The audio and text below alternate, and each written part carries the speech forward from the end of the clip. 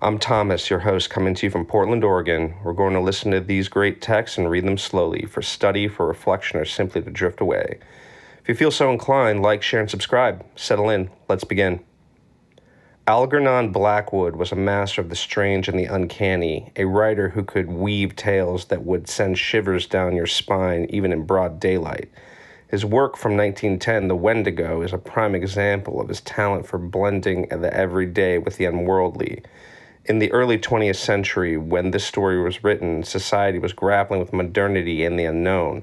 Blackwood's tale resonates not just as a spine-chilling narrative, but as a reflection on humanity's primal fears and its struggle against the inexplicable. The Wendigo, a creature of legend that embodies the evil within, continues to captivate us because it speaks to our deepest anxieties about nature and ourselves. The Wendigo by Algernon Blackwood, published 1910.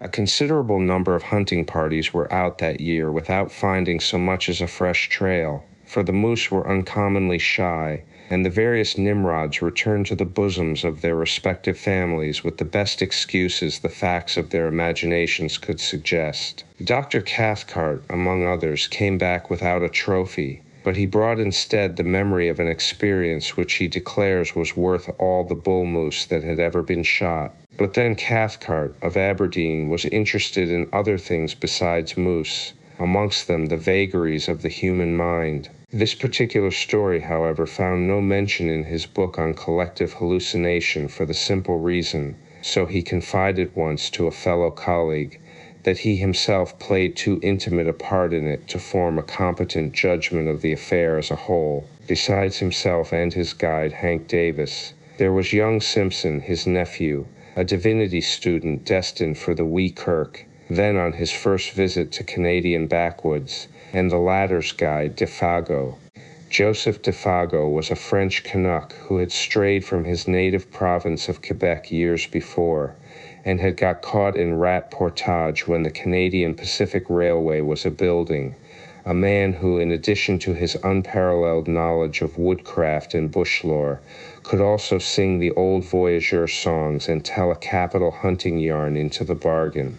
He was deeply susceptible, moreover, to that singular spell which the wilderness lays upon certain lonely natures, and he loved the wild solitudes with a kind of romantic passion that amounted almost to an obsession. The life of the backwoods fascinated him, whence doubtless his surpassing efficiency in dealing with their mysteries. On this particular expedition he was Hank's choice. Hank knew him and swore by him. He also swore at him just as a pal might, and since he had a vocabulary of picturesque, if utterly meaningless, oaths, the conversation between the two stalwart and hardy woodsmen was often of a rather lively description. This river of expletives, however, Hank agreed to dam a little out of respect for his old hunting boss, Dr. Cathcart, whom of course he addressed after the fashion of the country as Doc, and also because he understood that young Simpson was already a bit of a parson. He had, however, one objection to Defago, and one only, which was that the French Canadian sometimes exhibited what Hank described as the output of a cursed and dismal mind,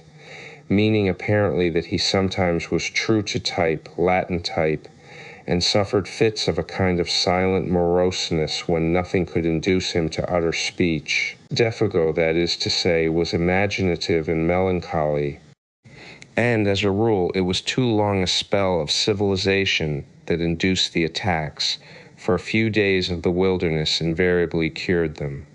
This then was the party of 4 that found themselves in camp the last week in October of that shy moose year, way up in the wilderness north of Rat Portage, a forsaken and desolate country. There was also Punk, an Indian, who had accompanied Dr. Cathcart and Hank on their hunting trips in previous years, and who acted as cook.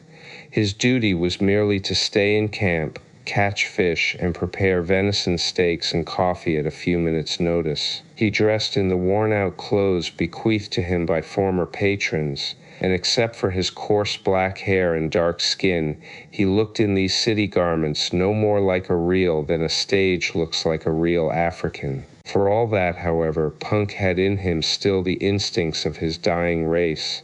His taciturn silence and his endurance survived, also his superstition. The party round the blazing fire that night were despondent, for a week had passed without a single sign of recent moose discovering itself. Defago had sung his song and plunged into a story, but Hank, in bad humor, reminded him so often that he kept mussing up the facts so that it was most all nothing but a petered-out lie, that the Frenchman had finally subsided into a sulky silence which nothing seemed likely to break. Dr. Cathcart and his nephew were fairly done after an exhausting day.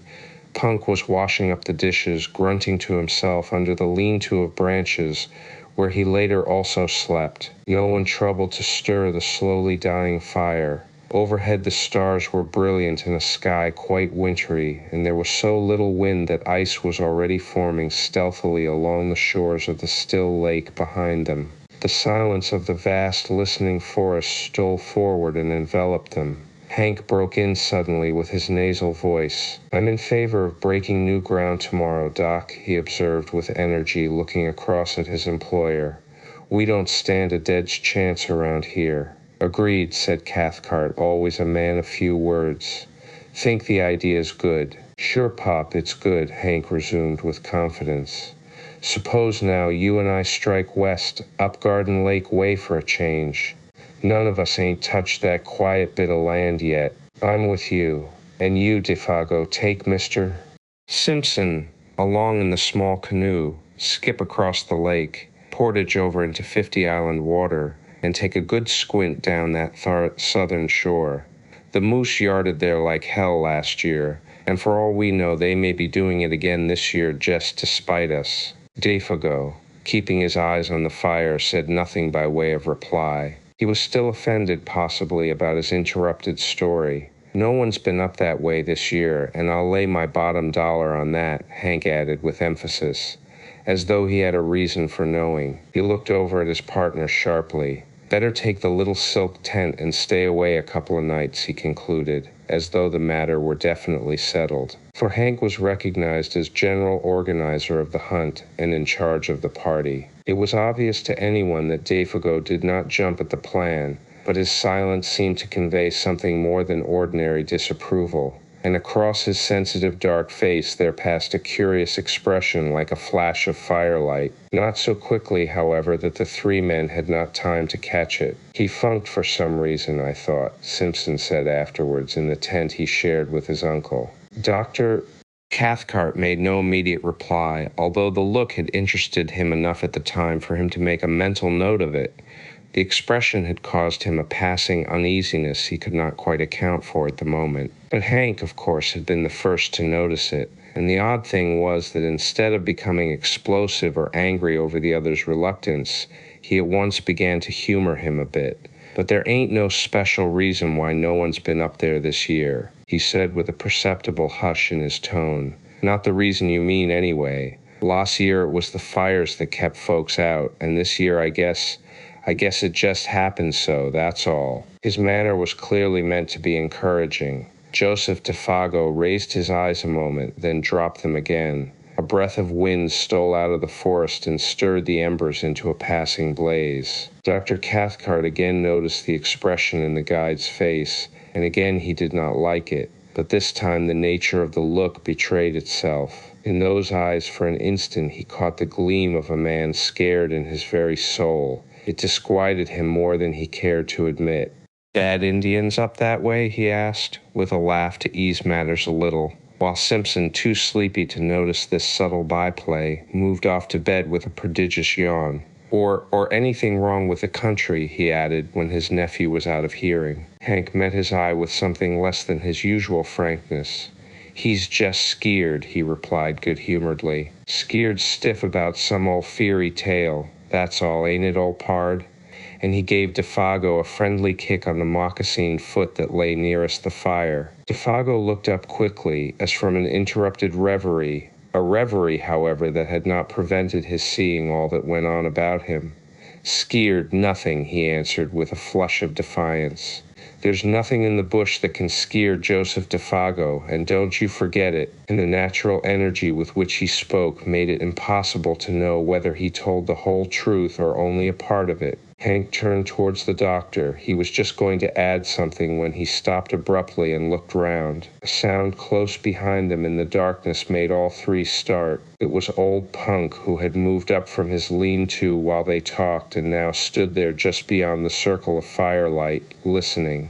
"Another time, Doc," Hank whispered, with a wink, "when the gallery ain't stepped down into the stalls." And springing to his feet, he slapped the Indian on the back and cried noisily, "Come up to the fire and warm your dirty red skin a bit."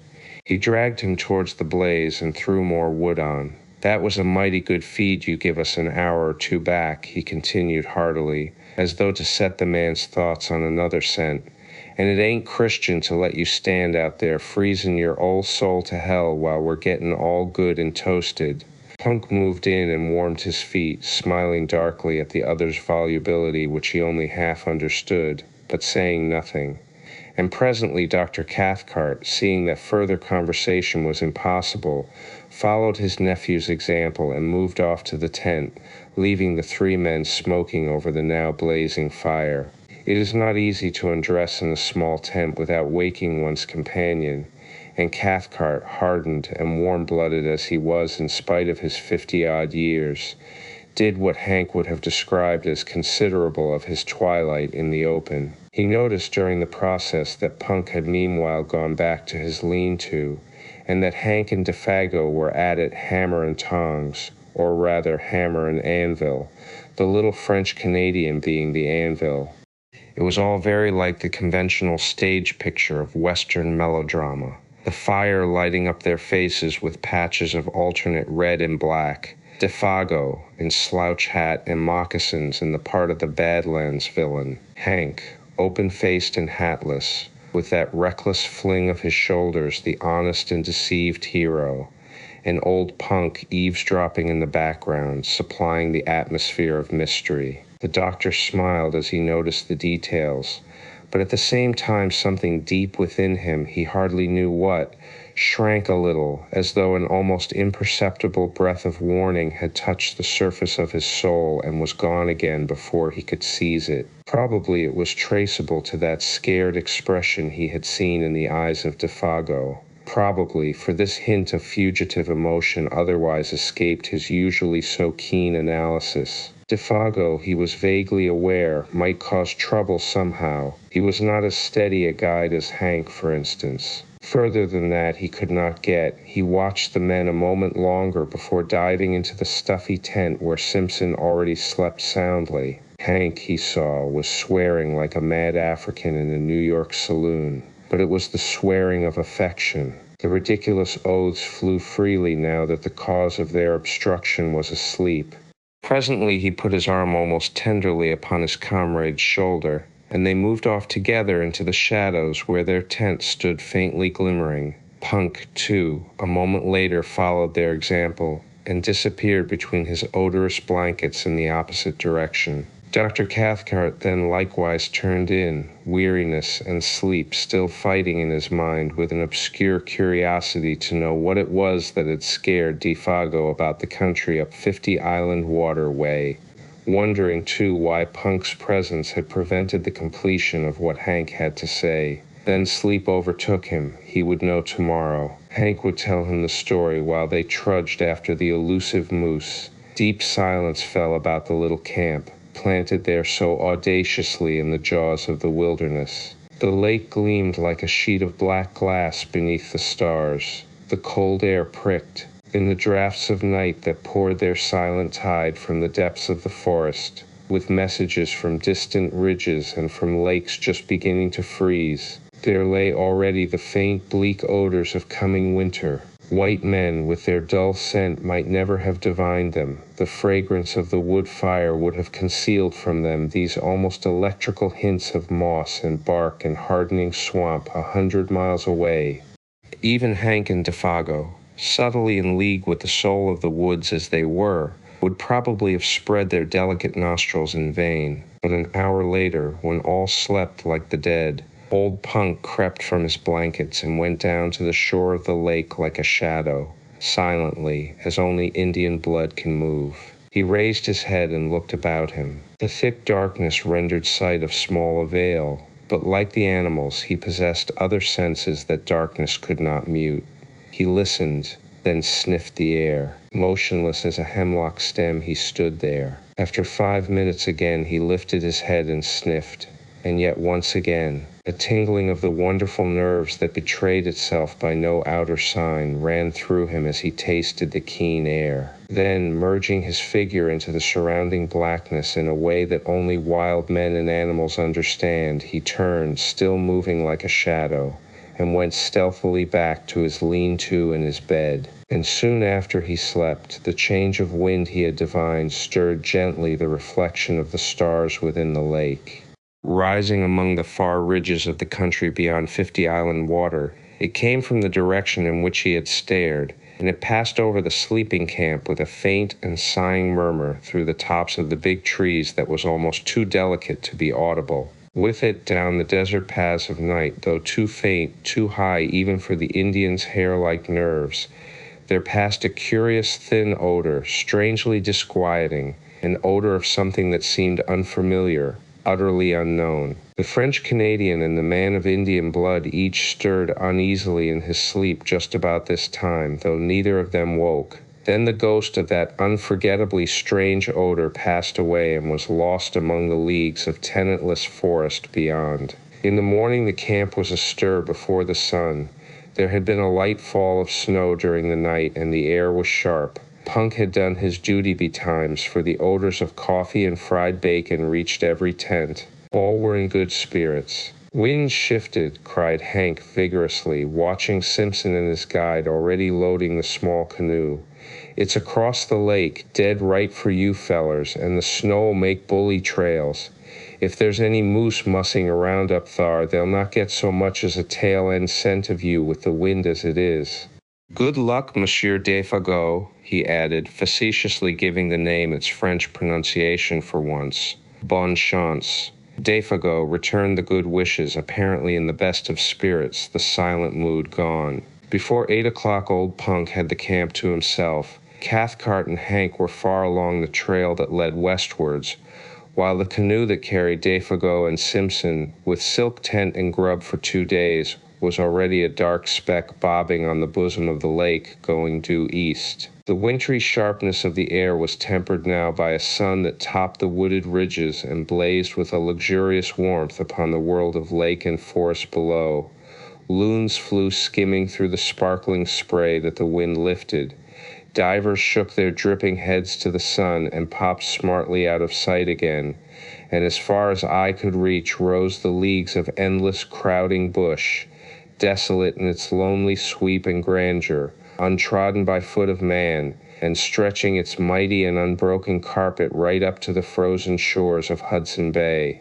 Simpson, who saw it all for the first time as he paddled hard in the bows of the dancing canoe, was enchanted by its austere beauty. His heart drank in the sense of freedom and great spaces just as his lungs drank in the cool and perfumed wind. Behind him in the stern seat, singing fragments of his native chanties, Defago steered the craft of birch bark like a thing of life, answering cheerfully all his companions' questions. Both were gay and light-hearted. On such occasions, men lose the superficial, worldly distinctions. They become human beings working together for a common end. Simpson, the employer, and Defago, the employed, among these primitive forces were simply two men, the guider and the guided. Superior knowledge, of course, assumed control, and the younger man fell without a second thought into the quasi-subordinate position. He never dreamed of objecting when Defago dropped the Mr. and addressed him as, "Say, Simpson," or "Simpson, boss," which was invariably the case before they reached the farther shore after a stiff paddle of 12 miles against a head wind. He only laughed and liked it, then ceased to notice it at all. For this divinity student was a young man of parts and character, though as yet, of course, untraveled, and on this trip, the first time he had seen any country but his own and little Switzerland, the huge scale of things somewhat bewildered him. It was one thing, he realized, to hear about primeval forests, but quite another to see them, while to dwell in them and seek acquaintance with their wildlife was, again, an initiation that no intelligent man could undergo without a certain shifting of personal values hitherto held for permanent and sacred. Simpson knew the first faint indication of this emotion when he held the new 303 rifle in his hands and looked along its pair of faultless, gleaming barrels. The 3 days' journey to their headquarters by lake and portage had carried the process a stage farther, and now that he was about to plunge beyond even the fringe of wilderness where they were camped into the virgin heart of uninhabited regions as vast as Europe itself, the true nature of the situation stole upon him with an effect of delight and awe that his imagination was fully capable of appreciating. It was himself and Defago against a multitude, at least against a Titan. The bleak splendors of these remote and lonely forests rather overwhelmed him with the sense of his own littleness. That stern quality of the tangled backwoods which can only be described as merciless and terrible rose out of these far blue woods swimming upon the horizon and revealed itself. He understood the silent warning. He realized his own utter helplessness. Only Defago, as a symbol of a distant civilization where man was master, stood between him and a pitiless death by exhaustion and starvation. It was thrilling to him, therefore, to watch Defago turn over the canoe upon the shore, pack the paddles carefully underneath, and then proceed to blaze the spruce stems for some distance on either side of an almost invisible trail, with the careless remark thrown in, "Say, Simpson, if anything happens to me, you'll find the canoe all correct by these marks. Then strike due west into the sun to hit the home camp again, see?" It was the most natural thing in the world to say, and he said it without any noticeable inflection of the voice, only it happened to express the youth's emotions at the moment with an utterance that was symbolic of the situation and of his own helplessness as a factor in it. He was alone with Defago in a primitive world, that was all. The canoe, another symbol of man's ascendancy, was now to be left behind. Those small yellow patches made on the trees by the axe were the only indications of its hiding place. Meanwhile, shouldering the packs between them, each man carrying his own rifle, they followed the slender trail over rocks and fallen trunks and across half-frozen swamps, skirting numerous lakes that fairly gemmed the forest, their borders fringed with mist, and towards 5 o'clock found themselves suddenly on the edge of the woods, looking out across a large sheet of water in front of them, dotted with pine-clad islands of all describable shapes and sizes. 50 Island water, announced Defago wearily, and the sun just going to dip his bald old head into it, he added with unconscious poetry. And immediately they set about pitching camp for the night. In a very few minutes, under those skillful hands that never made a movement too much or a movement too little, the silk tent stood taut and cozy. The beds of balsam boughs ready laid and a brisk cooking fire burned with the minimum of smoke. While the young Scotchman cleaned the fish they had caught trolling behind the canoe, Defago guessed he would just as soon take a turn through the bush for indications of moose. "May come across a trunk where they've been and rubbed horns," he said as he moved off, or feeding on the last of the maple leaves, and he was gone. His small figure melted away like a shadow in the dusk, while Simpson noted with a kind of admiration how easily the forest absorbed him into herself. A few steps, it seemed, and he was no longer visible. Yet there was little underbrush hereabouts. The trees stood somewhat apart, well spaced, and in the clearings grew silver birch and maple, spear-like and slender, against the immense stems of spruce and hemlock.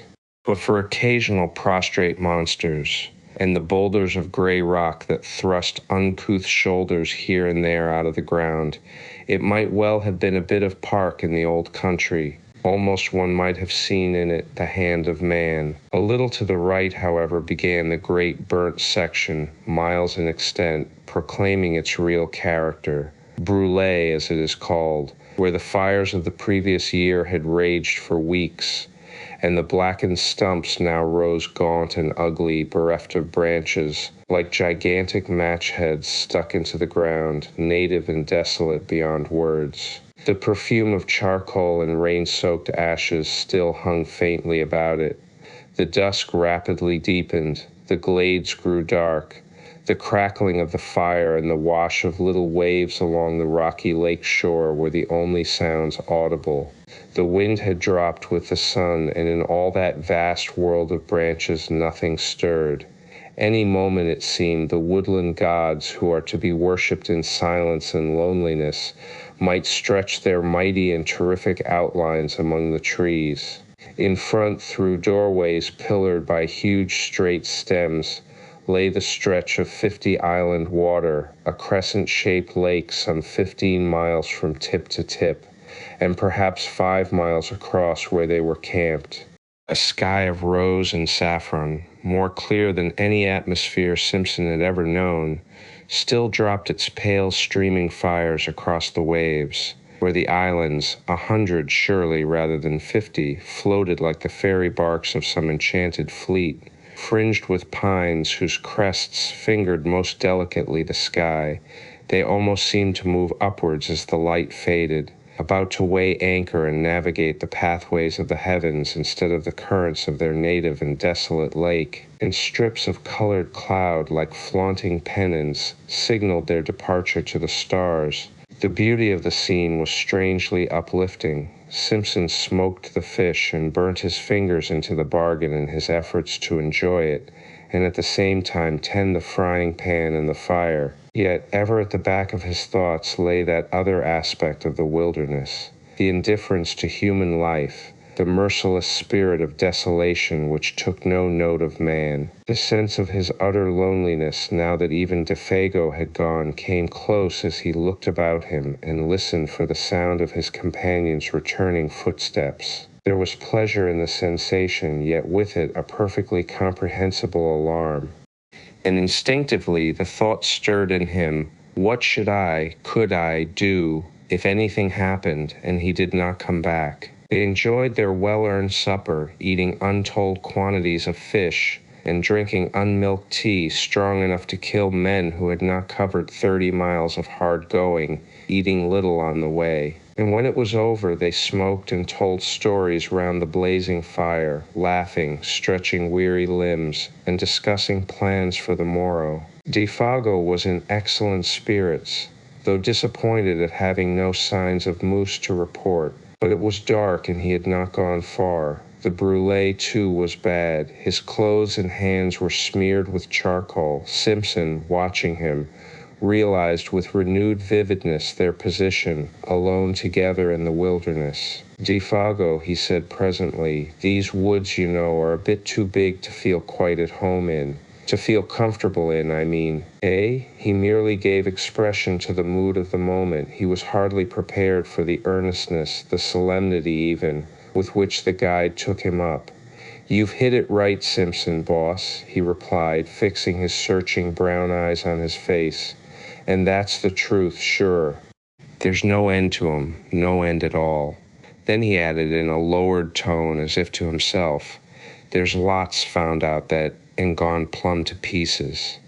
But the man's gravity of manner was not quite to the other's liking. It was a little too suggestive for this scenery and setting. He was sorry he had broached the subject. He remembered suddenly how his uncle had told him that men were sometimes stricken with a strange fever of the wilderness, when the seduction of the uninhabited wastes caught them so fiercely that they went forth, half fascinated, half deluded to their death.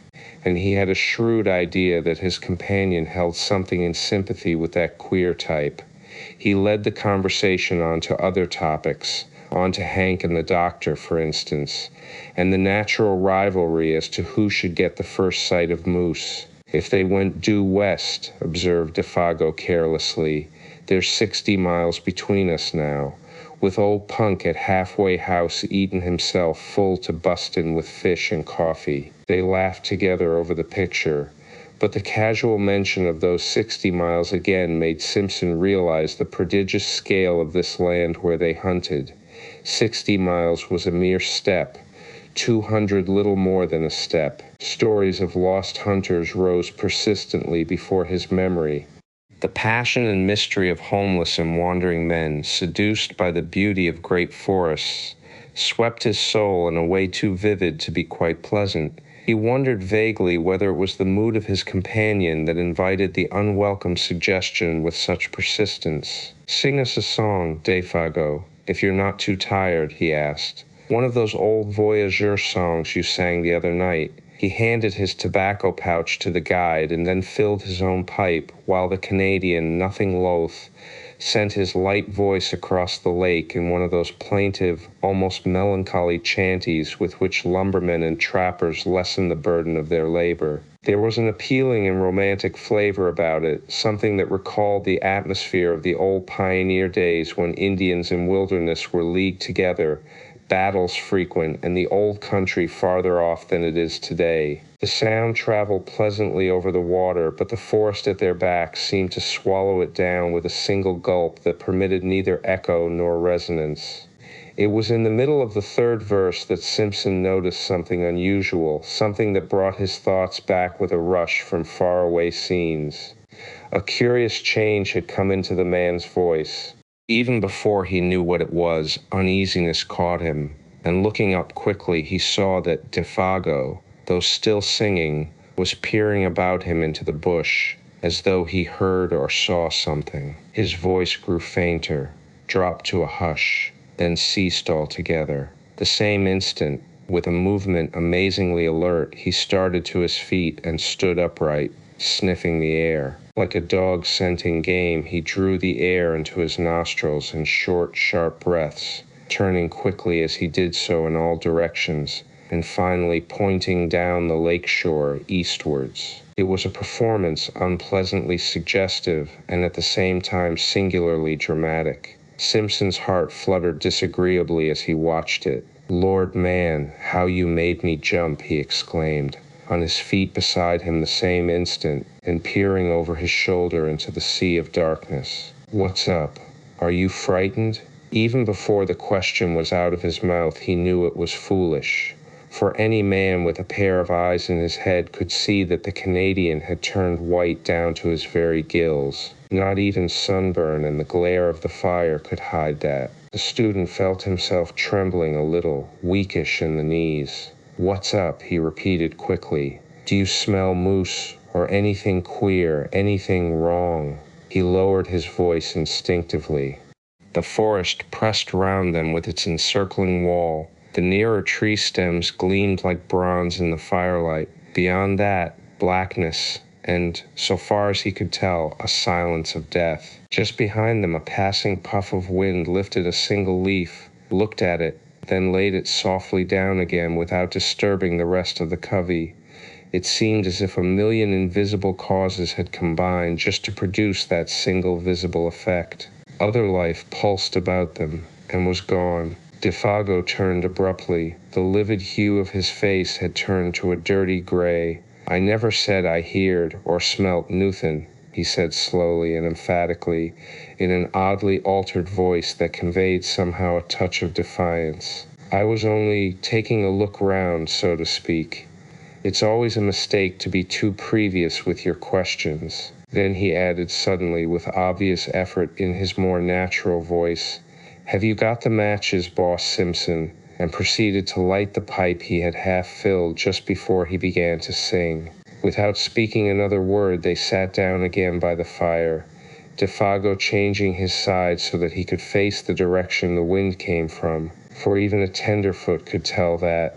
Defago changed his position in order to hear and smell all there was to be heard and smelt. And, since he now faced the lake with his back to the trees, it was evidently nothing in the forest that had sent so strange and sudden a warning to his marvelously trained nerves. "Guess now I don't feel like singing any," he explained presently of his own accord. That song Kinder brings back memories that's troublesome to me. I never ought to have begun it. It sets me on to imagining things, see? Clearly, the man was still fighting with some profoundly moving emotion. He wished to excuse himself in the eyes of the other, but the explanation, in that it was only a part of the truth, was a lie, and he knew perfectly well that Simpson was not deceived by it. For nothing could explain away the livid terror that had dropped over his face while he stood there sniffing the air, and nothing, no amount of blazing fire or chatting on ordinary subjects could make that camp exactly as it had been before. The shadow of an unknown horror, naked if unguessed, that had flashed for an instant in the face and gestures of the guide, had also communicated itself vaguely and therefore more potently to his companion. The guide's visible efforts to dissemble the truth only made things worse. Moreover, to add to the younger man's uneasiness was the difficulty, nay, the impossibility he felt of asking questions, and also his complete ignorance as to the cause. Indians, wild animals, forest fires, all these he knew were wholly out of the question. His imagination searched vigorously, but in vain. Yet somehow or other, after another long spell of smoking, talking, and roasting themselves before the great fire, the shadow that had so suddenly invaded their peaceful camp began to shift. Perhaps Defago's efforts, or the return of his quiet and normal attitude, accomplished this. Perhaps Simpson himself had exaggerated the affair out of all proportion to the truth, or possibly the vigorous air of the wilderness brought its own powers of healing. Whatever the cause, the feeling of immediate horror seemed to have passed away as mysteriously as it had come, for nothing occurred to feed it. Simpson began to feel that he had permitted himself the unreasoning terror of a child. He put it down partly to a certain subconscious excitement that this wild and immense scenery generated in his blood, partly to the spell of solitude, and partly to over-fatigue. That pallor in the guide's face was of course uncommonly hard to explain, yet it might have been due in some way to an effect of firelight, or his own imagination. He gave it the benefit of the doubt. He was Scotch. When a somewhat unordinary emotion has disappeared, the mind always finds a dozen ways of explaining away its causes. Simpson lit a last pipe and tried to laugh to himself. On getting home to Scotland, it would make quite a good story. He did not realize that this laughter was a sign that terror still lurked in the recesses of his soul, that in fact it was merely one of the conventional signs by which a man, seriously alarmed, tries to persuade himself that he is not so. Defago, however, heard that low laughter and looked up with surprise on his face. The two men stood side by side, kicking the embers about before going to bed. It was 10 o'clock, a late hour for hunters to be still awake. "What's tickling yer?" he asked in his ordinary tone, yet gravely. I was thinking of our little toy woods at home just at that moment," stammered Simpson, coming back to what really dominated his mind, and startled by the question, and comparing them to all this. And he swept his arm round to indicate the bush. A pause followed in which neither of them said anything. "All the same, I wouldn't laugh about it if I was you," Defago added, looking over Simpson's shoulder into the shadows.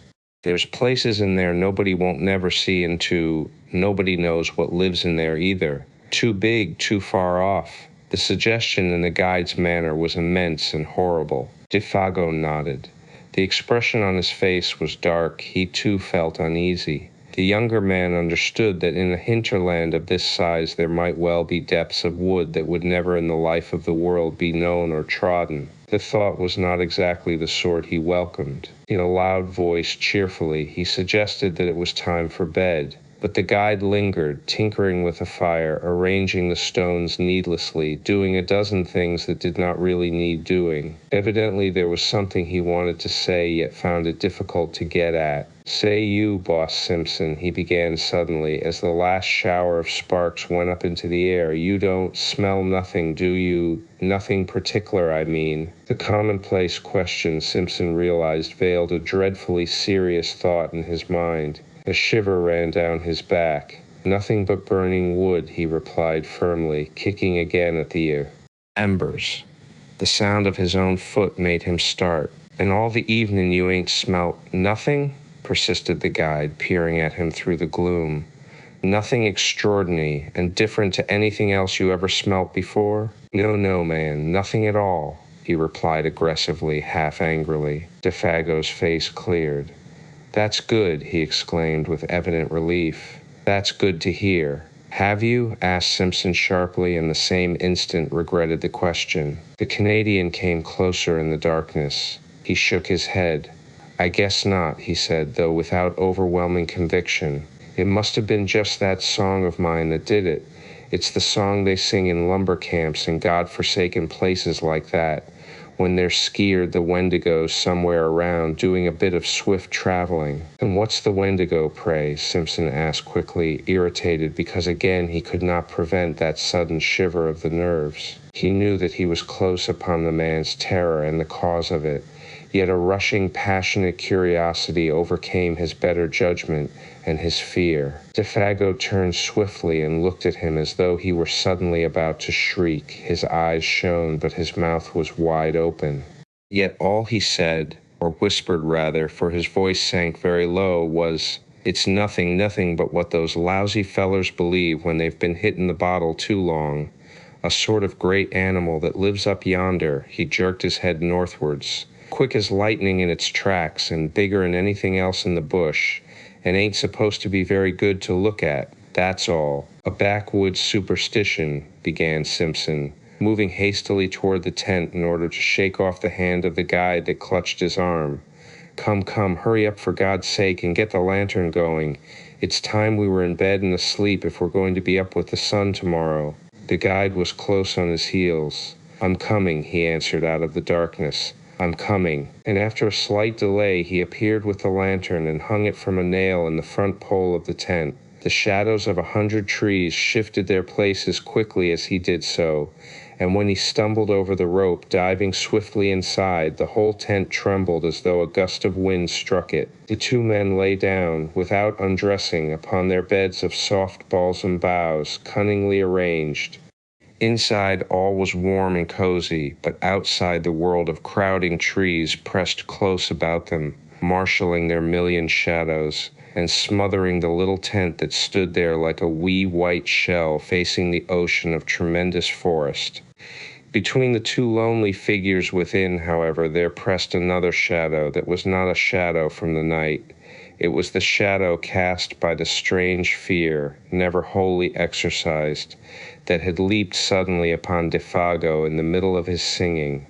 And Simpson, as he lay there watching the darkness through the open flap of the tent, ready to plunge into the fragrant abyss of sleep, knew first that unique and profound stillness of a primeval forest when no wind stirs, and when the night has weight and substance that enters into the soul to bind a veil about it. Then sleep took him. Thus it seemed to him at least. Yet it was true that the lap of the water just beyond the tent door still beat time with his lessening pulses when he realized that he was lying with his eyes open, and that another sound had recently introduced itself with cunning softness between the splash and murmur of the little waves. And long before he understood what this sound was, it had stirred in him the centers of pity and alarm. He listened intently, though at first in vain, for the running blood beat all its drums too noisily in his ears. Did it come, he wondered, from the lake or from the woods? Then suddenly, with a rush and a flutter of the heart, he knew that it was close beside him in the tent. And when he turned over for a better hearing, it focused itself unmistakably not 2 feet away. It was a sound of weeping. Defago upon his bed of branches was sobbing in the darkness as though his heart would break, the blankets evidently stuffed against his mouth to stifle it. And his first feeling, before he could think or reflect, was the rush of a poignant and searching tenderness. This intimate human sound, heard amid the desolation about them, woke pity. It was so incongruous, so pitifully incongruous, and so vain, tears, in this vast and cruel wilderness. Of what avail? He thought of a little child crying in mid-Atlantic. Then, of course, with fuller realization, and the memory of what had gone before came the descent of the terror upon him, and his blood ran cold. "Defago," he whispered quickly, "what's the matter?" He tried to make his voice very gentle. "Are you in pain? Unhappy?" There was no reply, but the sound ceased abruptly. He stretched his hand out and touched him. The body did not stir. "Are you awake?" For it occurred to him that the man was crying in his sleep. "Are you cold?" He noticed that his feet, which were uncovered, projected beyond the mouth of the tent. He spread an extra fold of his own blankets over them. The guide had slipped down in his bed, and the branches seemed to have been dragged with him. He was afraid to pull the body back again, for fear of waking him. One or two tentative questions he ventured softly, but though he waited for several minutes, there came no reply, nor any sign of movement.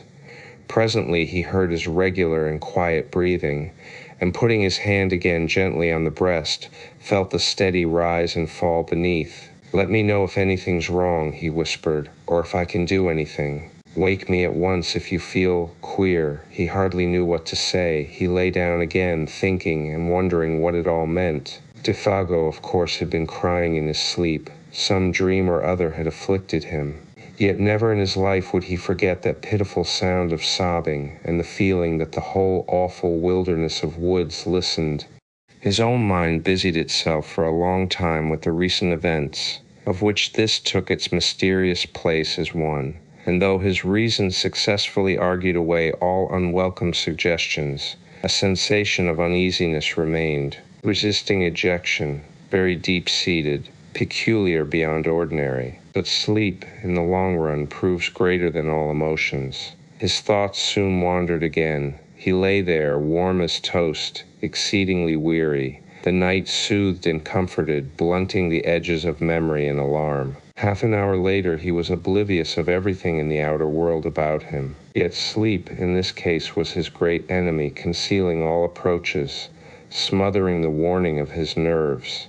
As sometimes in a nightmare events crowd upon each other's heels with a conviction of dreadfulest reality, yet some inconsistent detail accuses the whole display of incompleteness and disguise. So the events that now followed, though they actually happened, persuaded the mind somehow that the detail which could explain them had been overlooked in the confusion, and that therefore they were but partly true, the rest delusion. At the back of the sleeper's mind something remains awake, ready to let slip the judgment. All this is not quite real. When you wake up you'll understand. And thus in a way it was with Simpson.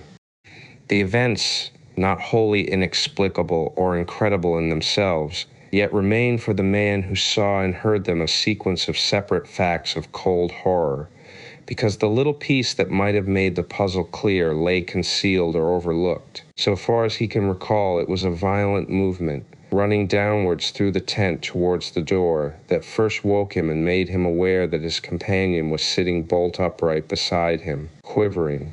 Hours must have passed, for it was the pale gleam of the dawn that revealed his outline against the canvas. This time the man was not crying, he was quaking like a leaf. The trembling he felt plainly through the blankets down the entire length of his own body.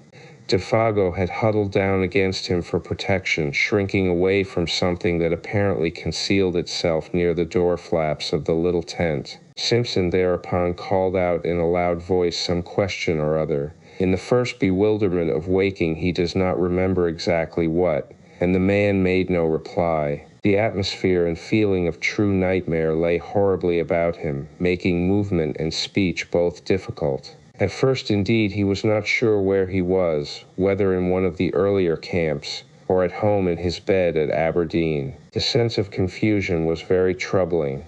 And next, almost simultaneous with his waking it seemed, the profound stillness of the dawn outside was shattered by a most uncommon sound. It came without warning, or audible approach, and it was unspeakably dreadful. It was a voice, Simpson declares, possibly a human voice, hoarse yet plaintive, a soft roaring voice close outside the tent, overhead rather than upon the ground, of immense volume, while in some strange way most penetratingly and seductively sweet. It rang out, too, in 3 separate and distinct notes, or cries, that bore in some odd fashion a resemblance, far-fetched yet recognizable, to the name of the guide, de fagot. The student admits he is unable to describe it quite intelligently, for it was unlike any sound he had ever heard in his life, and combined a blending of such contrary qualities. A sort of windy crying voice, he calls it,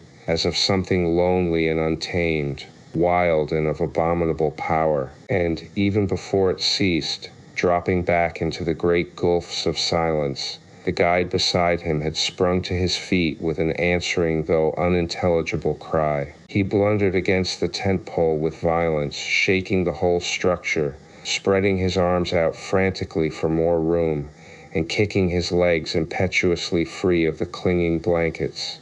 For a second, perhaps two, he stood upright by the door, his outline dark against the pallor of the dawn.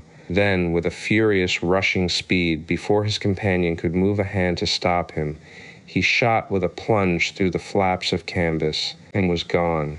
And as he went, so astonishingly fast that the voice could actually be heard dying in the distance, he called aloud in tones of anguished terror that at the same time held something strangely like the frenzied exultation of delight. "Oh, oh, my feet of fire, my burning feet of fire! Oh, oh, this height and fiery speed!" And then the distance quickly buried it, and the deep silence of very early morning descended upon the forest as before.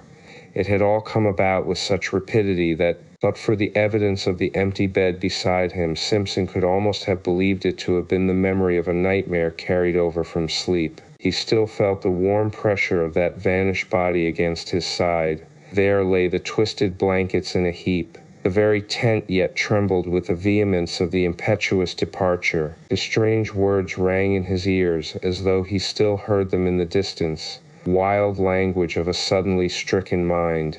Moreover, it was not only the senses of sight and hearing that reported uncommon things to his brain, for even while the man cried and ran, he had become aware that a strange perfume, faint yet pungent, pervaded the interior of the tent. And it was at this point, it seems, brought to himself by the consciousness that his nostrils were taking this distressing odor down into his throat, that he found his courage, sprang quickly to his feet, and went out. The gray light of dawn that dropped, cold and glimmering, between the trees revealed the scene tolerably well. There stood the tent behind him, soaked with dew, the dark ashes of the fire still warm, the lake white beneath a coating of mist, the islands rising darkly out of it like objects packed in wool, and patches of snow beyond among the clearer spaces of the bush, everything cold, still, waiting for the sun, but nowhere a sign of the vanished guide, still, doubtless, flying at frantic speed through the frozen woods. There was not even the sound of disappearing footsteps, nor the echoes of the dying voice. He had gone utterly. There was nothing but the sense of his recent presence, so strongly left behind about the camp, and this penetrating, all-pervading odor, and even this was now rapidly disappearing in its turn. In spite of his exceeding mental perturbation, Simpson struggled hard to detect its nature and define it, but the ascertaining of an elusive scent, not recognized subconsciously and at once, is a very subtle operation of the mind, and he failed. It was gone before he could properly seize or name it. Approximate description even seems to have been difficult, for it was unlike any smell he knew. Acrid, rather, not unlike the odor of a lion, he thinks, yet softer and not wholly unpleasing, with something almost sweet in it that reminded him of the scent of decaying garden leaves, earth, and the myriad nameless perfumes that make up the odor of a big forest. Yet the odor of lions is the phrase with which he usually sums it all up. Then it was wholly gone, and he found himself standing by the ashes of the fire in a state of amazement and stupid terror that left him the helpless prey of anything that chose to happen. Had a muskrat poked its pointed muzzle over a rock, or a squirrel scuttled in that instant down the bark of a tree, he would most likely have collapsed without more ado and fainted, for he felt about the whole affair the touch somewhere of a great outer horror, and his scattered powers had not as yet had time to collect themselves into a definite attitude of fighting self-control. Nothing did happen, however. A great kiss of wind ran softly through the awakening forest, and a few maple leaves here and there rustled tremblingly to earth. The sky seemed to grow suddenly much lighter. Simpson felt the cool air upon his cheek and uncovered head, realized that he was shivering with the cold, and making a great effort, realized next that he was alone in the bush, and that he was called upon to take immediate steps to find and succor his vanished companion. Make an effort accordingly he did, though an ill-calculated and futile one. With that wilderness of trees about him, the sheet of water cutting him off behind, and the horror of that wild cry in his blood, he did what any other inexperienced man would have done in similar bewilderment. He ran about without any sense of direction like a frantic child, and called loudly without ceasing the name of the guide. "Defago! Defago! Defago!" he yelled, and the trees gave him back the name as often as he shouted, only a little softened. "Defago! Defago! Defago!" He followed the trail that lay a short distance across the patches of snow, and then lost it again where the trees grew too thickly for snow to lie. He shouted till he was hoarse, until the sound of his own voice in all that unanswering and listening world began to frighten him. His confusion increased in direct ratio to the violence of his efforts. His distress became formidably acute, till at length his exertions defeated their own object, and from sheer exhaustion he headed back to the camp again. It remains a wonder that he ever found his way. It was with great difficulty, and only after numberless false clues, that he at last saw the white tent between the trees, and so reached safety. Exhaustion then applied its own remedy, and he grew calmer. He made the fire and breakfasted. Hot coffee and bacon put a little sense and judgment into him again, and he realized that he had been behaving like a boy. He now made another and more successful attempt to face the situation collectedly, and nature naturally plucky coming to his assistance, he decided that he must first make as thorough a search as possible, failing success in which he must find his way into the home camp as best he could and bring help. And this was what he did, taking food, matches, and rifle with him, and a small axe to blaze the trees against his return journey, he set forth. It was 8 o'clock when he started, the sun shining over the tops of the trees in a sky without clouds. Pinned to a stake by the fire, he left a note in case Defago returned while he was away. This time, according to a careful plan, he took a new direction, intending to make a wide sweep that must sooner or later cut into indications of the guide's trail. And before he had gone a quarter of a mile, he came across the tracks of a large animal in the snow, and beside it the light and smaller tracks of what were beyond question human feet, the feet of Defago. The relief he at once experienced was natural, though brief, for at first sight he saw in these tracks a simple explanation of the whole matter. These big marks had surely been left by a bull moose that, wind against it, had blundered upon the camp, and uttered its singular cry of warning and alarm the moment its mistake was apparent. Defago, in whom the hunting instinct was developed to the point of uncanny perfection, had scented the brute coming down the wind hours before. His excitement and disappearance were due, of course, to his.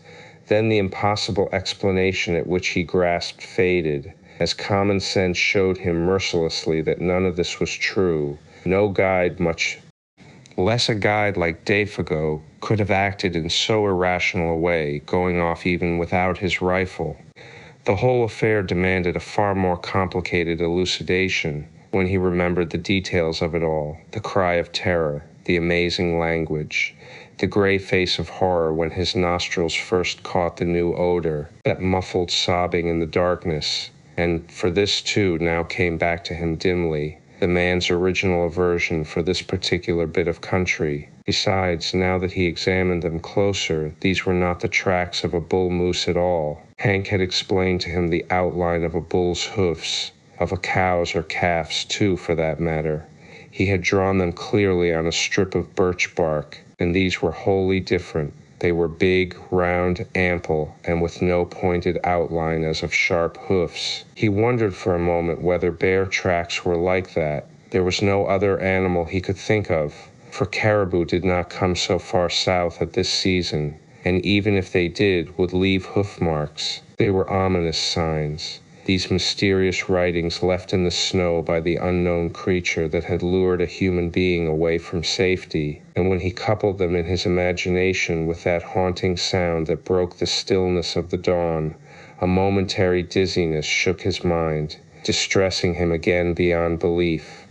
He felt the threatening aspect of it all, and stooping down to examine the marks more closely, he caught a faint whiff of that sweet yet pungent odor that made him instantly straighten up again, fighting a sensation almost of nausea. Then his memory played him another evil trick. He suddenly recalled those uncovered feet projecting beyond the edge of the tent, and the body's appearance of having been dragged towards the opening, the man shrinking from something by the door when he woke later. The details now beat against his trembling mind with concerted attack. They seemed to gather in those deep spaces of the silent forest about him, where the host of trees stood waiting, listening, watching to see what he would do. The woods were closing round him. With the persistence of true pluck, however, Simpson went forward, following the tracks as best he could, smothering these ugly emotions that sought to weaken his will. He blazed innumerable trees as he went,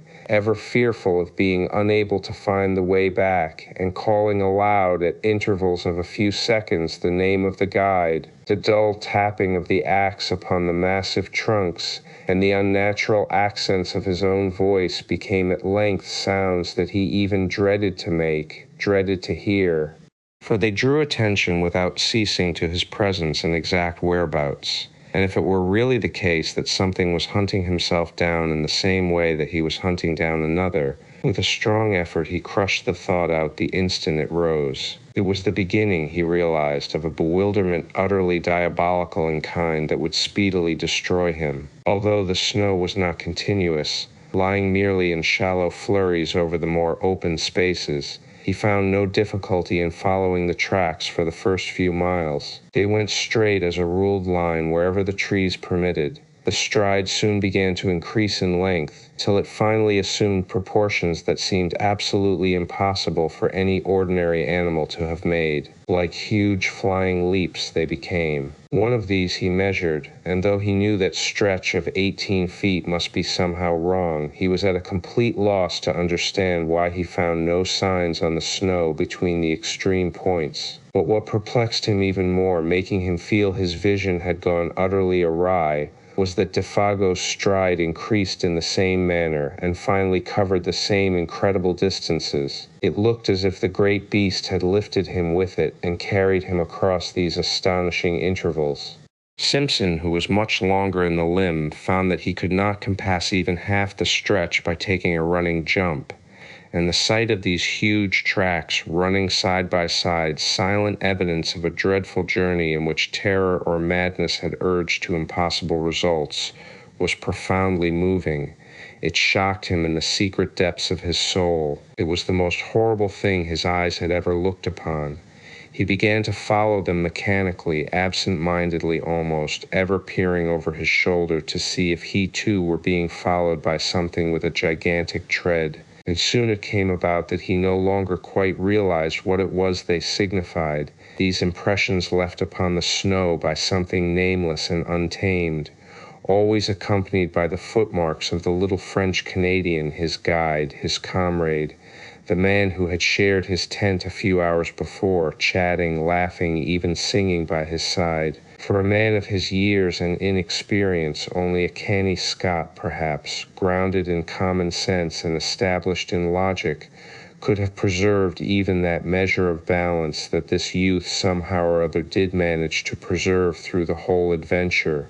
Otherwise, two things he presently noticed, while forging pluckily ahead, must have sent him headlong back to the comparative safety of his tent, instead of only making his hands close more tightly upon the rifle stock, while his heart, trained for the wee kirk, sent a wordless prayer winging its way to heaven. Both tracks, he saw, had undergone a change, and this change, so far as it concerned the footsteps of the man, was in some undecipherable manner appalling. It was in the bigger tracks he first noticed this, and for a long time he could not quite believe his eyes. Was it the blown leaves that produced odd effects of light and shade, or that the dry snow, drifting like finely ground rice about the edges, cast shadows and highlights? Or was it actually the fact that the great marks had become faintly colored? For round about the deep plunging holes of the animal there now appeared a mysterious reddish tinge that was more like an effect of light than of anything that dyed the substance of the snow itself. Every mark had it, and had it increasingly, this indistinct fiery tinge that painted a new touch of ghastliness into the picture.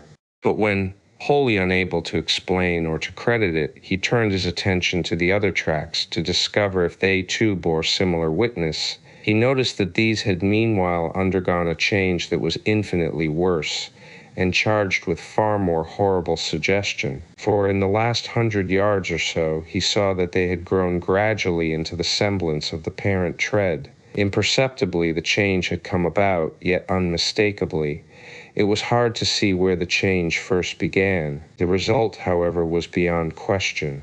Smaller, neater, more cleanly modeled, they formed now an exact and careful duplicate of the larger tracks beside them. The feet that produced them had therefore also changed, and something in his mind reared up with loathing and with terror as he saw it. Simpson, for the first time, hesitated, then, ashamed of his alarm and indecision, took a few hurried steps ahead. The next instant stopped dead in his tracks. Immediately in front of him all signs of the trail ceased. Both tracks came to an abrupt end. On all sides, for 100 yards and more, he searched in vain for the least indication of their continuance. There was nothing. The trees were very thick just there, big trees all of them, spruce, cedar, hemlock.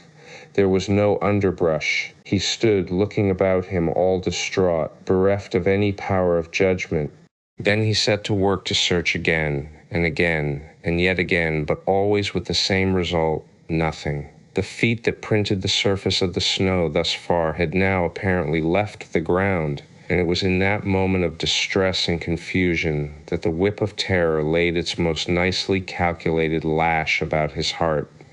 It dropped with deadly effect upon the sorest spot of all, completely unnerving him. He had been secretly dreading all the time that it would come, and come it did. Far overhead, muted by great height and distance, strangely thinned and wailing, he heard the crying voice of Defago, the guide. The sound dropped upon him out of that still, wintry sky with an effect of dismay and terror unsurpassed. The rifle fell to his feet. He stood motionless an instant, listening as it were with his whole body, then staggered back against the nearest tree for support, disorganized hopelessly in mind and spirit. To him in that moment it seemed the most shattering and dislocating experience he had ever known, so that his heart emptied itself of all feeling whatsoever as by a sudden draught. Oh, this fiery height, oh, my feet of fire, my burning feet of fire, ran in far beseeching accents of indescribable appeal this voice of anguish down the sky. Once it called, then silence through all the listening wilderness of trees.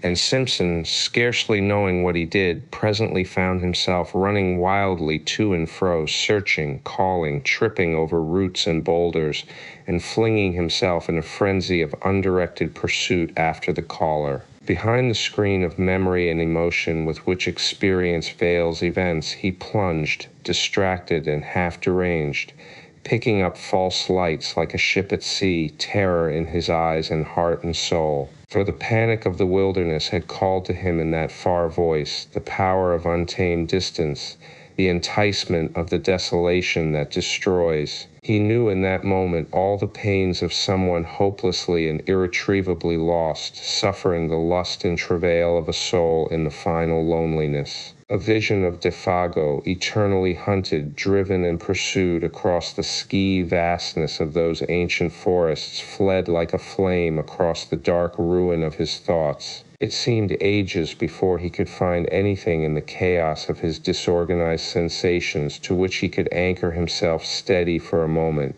and think, The cry was not repeated. His own hoarse calling brought no response. The inscrutable forces of the wild had summoned their victim beyond recall and held him fast. Yet he searched and called, it seems, for hours afterwards, for it was late in the afternoon when at length he decided to abandon a useless pursuit and return to his camp on the shores of 50 Island Water. Even then he went with reluctance, the crying voice still echoing in his ears. With difficulty he found his rifle and the homeward trail, the concentration necessary to follow the badly blazed trees, and a biting hunger that gnawed helped to keep his mind steady. Otherwise, he admits, the temporary aberration he had suffered might have been prolonged to the point of positive disaster. Gradually, the ballast shifted back again, and he regained something that approached his normal equilibrium. But for all that the journey through the gathering dusk was miserably haunted, he heard innumerable following footsteps, voices that laughed and whispered, and saw figures crouching behind trees and boulders, making signs to one another for a concerted attack the moment he had passed. The creeping murmur of the wind made him start and listen. He went stealthily, trying to hide where possible, and making as little sound as he could. The shadows of the woods, hitherto protective or covering merely, had now become menacing, challenging, and the pageantry in his frightened mind masked a host of possibilities that were all the more ominous for being obscure.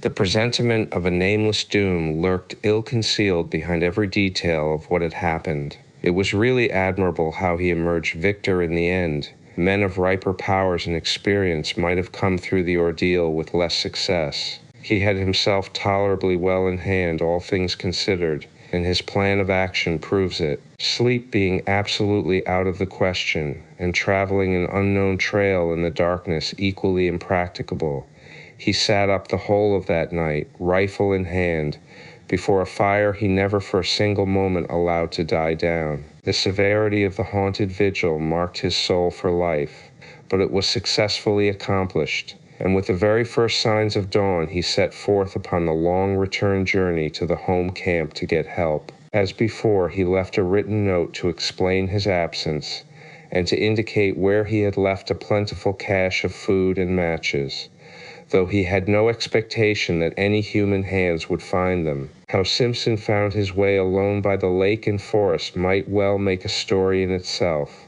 for to hear him tell it is to know the passionate loneliness of soul that a man can feel when the wilderness holds him in the hollow of its illimitable hand and laughs. It is also to admire his indomitable pluck. He claims no skill, declaring that he followed the almost invisible trail mechanically and without thinking. And this, doubtless, is the truth. He relied upon the guiding of the unconscious mind, which is instinct. Perhaps, too, some sense of orientation known to animals and primitive men may have helped as well, for through all that tangled region he succeeded in reaching the exact spot where Defago had hidden the canoe nearly 3 days before with the remark, "Strike due west across the lake into the sun to find the camp." There was not much sun left to guide him, but he used his compass to the best of his ability, embarking in the frail craft for the last 12 miles of his journey, with a sensation of immense relief that the forest was at last behind him. And fortunately the water was calm. He took his line across the center of the lake instead of coasting round the shores for another 20 miles. Fortunately, too, the other hunters were back. The light of their fires furnished a steering point without which he might have searched all night long for the actual position of the camp. It was close upon midnight all the same when his canoe grated on the sandy cove, and Hank, Punk, and his uncle, disturbed in their sleep by his cries, ran quickly down and helped a very exhausted and broken specimen of Scotch humanity over the rocks toward a dying fire. The sudden entrance of his prosaic uncle into this world of wizardry and horror that had haunted him without interruption now for 2 days and 2 nights had the immediate effect of giving to the affair an entirely new aspect. The sound of that crisp, "Hulloa, my boy, and what's up now?" and the grasp of that dry and vigorous hand introduced another standard of judgment. A revulsion of feeling washed through him. He realized that he had let himself go rather badly. He even felt vaguely ashamed of himself. The native hard-headedness of his race reclaimed him, and this doubtless explains why he found it so hard to tell that group round the fire everything. He told enough, however, for the immediate decision to be arrived at that a relief party must start at the earliest possible moment, and that Simpson, in order to guide it capably, must first have food and, above all, sleep. Dr. Cathcart, observing the lad's condition more shrewdly than his patient knew, gave him a very slight injection of morphine. For 6 hours he slept like the dead. From the description carefully written out afterwards by this student of divinity, it appears that the account he gave to the astonished group omitted sundry vital and important details. He declares that, with his uncle's wholesome, matter-of-fact countenance staring him in the face, he simply had not the courage to mention them. Thus all the search party gathered, it would seem, was that Defago had suffered in the night an acute and inexplicable attack of mania, had imagined himself called by someone or something, and had plunged into the bush after it without food or rifle, where he must die a horrible and lingering death by cold and starvation, unless he could be found and rescued in time. In time, moreover, meant at once. In the course of the following day, however, they were off by 7, leaving Punk in charge with instructions to have food and fire always ready. Simpson found it possible to tell his uncle a good deal more of the story's true inwardness, without divining that it was drawn out of him as a matter of fact by a very subtle form of cross-examination. By the time they reached the beginning of the trail, where the canoe was laid up against the return journey, he had mentioned how Defago spoke vaguely of something he called a Wendigo, how he cried in his sleep, how he imagined an unusual scent about the camp, and had betrayed other symptoms of mental excitement. He also admitted the bewildering effect of that extraordinary odor upon himself, pungent and acrid like the odor of lions. And by the time they were within an easy hour of 50 Island water, he had let slip the further fact, a foolish avowal of his own hysterical condition as he felt afterwards, that he had heard the vanished guide call for help. He omitted the singular phrases used, for he simply could not bring himself to repeat the preposterous language. Also, while describing how the man's footsteps in the snow had gradually assumed an exact miniature likeness of the animal's plunging tracks, he left out the fact that they measured a wholly incredible distance. It seemed a question nicely balanced between individual pride and honesty, what he should reveal and what suppress.